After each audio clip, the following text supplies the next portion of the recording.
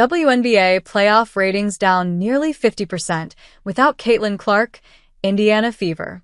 To the surprise of no one, the WNBA playoffs didn't draw very good ratings on Sunday, since Caitlin Clark and the Indiana Fever were eliminated. The Connecticut Sun defeated the Fever in the first round, 2-0 in the 3-game series. The league obviously continues on from here, but at least half of the fans have already moved on to other things, apparently.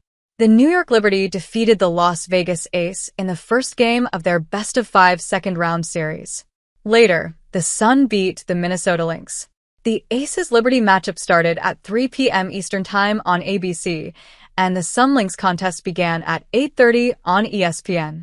Obviously, both games went up against NFL football.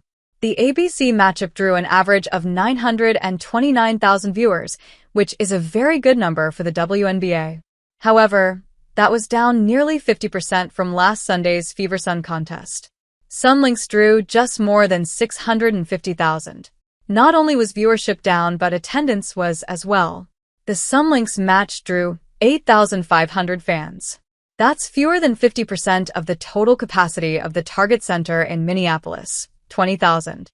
The Liberty Aces match at the Barclays Center did better in terms of attendance, but still didn't sell out one of the most highly anticipated playoff series this season between two teams expected to compete for the WNBA championship. According to ESPN, the attendance was 14,015 fans, just below 75% capacity of the arena. Going against NFL football wasn't a huge problem for Caitlin Clark and the Indiana Fever, who managed to draw nearly 2 million viewers last Sunday in Clark's playoff debut against Connecticut. That game started at the same time, 3 p.m., and aired on the same network, ABC, as the Aces-Liberty matchup.